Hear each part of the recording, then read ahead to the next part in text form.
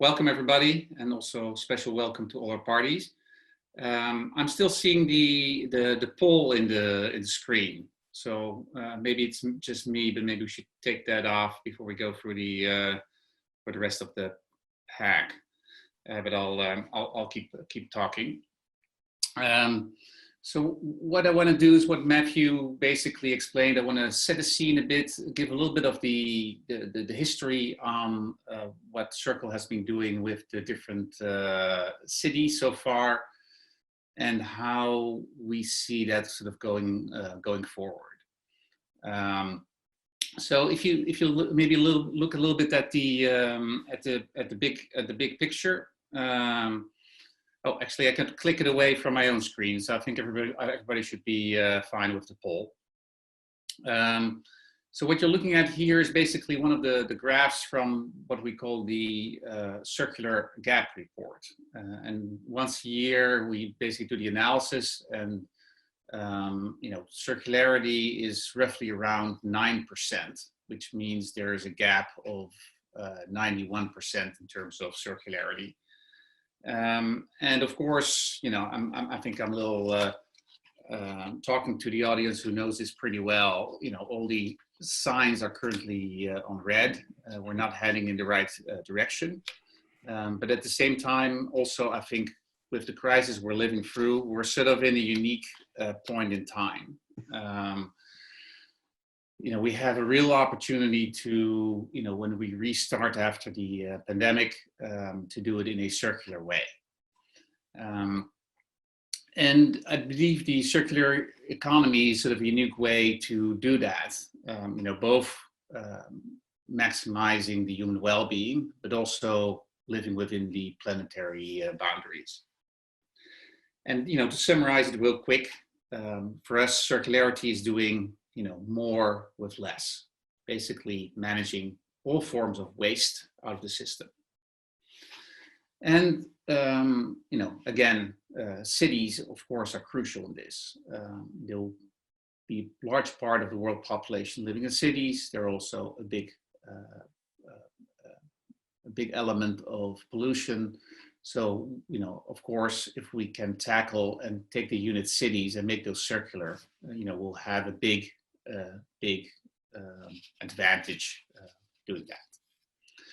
So a little bit about our history in the next slide. So in the last 5 years, as Circle, we've done a bunch of city scans, and I think we learned a lot along the way. So we've done most of them in Europe, a bunch in Switzerland, like Zurich, Basel, Bern, Lausanne, a bunch in Amsterdam, in Netherlands, Amsterdam, Rotterdam, and also some regions. Also in Prague, Bilbao, Glasgow, and we're now also venturing into Asia and North America. And what we found is that if you do sort of a 4-step approach to the Circle scan, you can basically yield results, but also take all the relevant stakeholders along on the journey. So what we do is basically a 4-step approach. So initially we do a sort of, we map all the, social economic parameters. We look at all the stakeholders, policies, government. Then we actually do a quite technical deep dive on all the material flows, what goes in, what goes out of the city, what's wasted. Then we look at what potential intervention should look like. So, depending on the analysis we did in the first 2 steps, what are the biggest wins? What are the biggest potentials? And ultimately, what we then try to do is, create real action plans and pilots together with local communities in the cities. So we've done that, and out of that work, of course, we're now developing that into the digital realm, and that's, of course, the topic of today. So maybe on the next slide, I'll give you some real sort of practical examples of sort of what we've been doing. So you see a number of press clippings here. So it is like, using waste as a resource for a new product. So the example here is what we did in Glasgow, where we actually used the waste from a bakery, from large bakeries, into the brewing process for beer. In Prague, we had an interesting pilot program where we used waste and turned it into biofuels. In Glasgow, we had a system where at the end of events, basically people could hand in their disposables like bottles and drink cups and actually get money in return. So it's also very actionable. And in Amsterdam, actually it unleashed a whole new way of building. So not only is that the recycling of concrete, but also how can you incorporate circular design principles from the beginning. So these are just some examples of more than 150 pilot projects that have been launched in all the 15 cities where we have done the scans to date. So how can we scale this up? And maybe the best way to explain that is using a bit of an analogy. So think about public transportation. So with public transportation, of course, you have the timetables, you have the real-time information where the trains and buses are located. But in itself, that information is not that useful. However, if you add sort of tools or applications to that data set, for instance, a tool like Google Maps, and suddenly you can actually not only get the timetables, but get real-time information, when the next bus or train will arrive, and how all those data sets basically can combine into a route from A to B. That will be immensely valuable.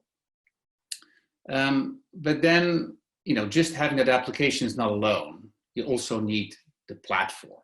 And the platform is basically the last component to the mix. That application has to live somewhere. So in this case, of course, it's your smartphone, where it actually is an app on the App Store or on Google Play, which can be downloaded on a device that you can take with you. So maybe going back, so the free elements, you need data that is sort of publicly accessible, but also data that will be gathered through the process, right? So it includes user information in case of travel. You need the application itself.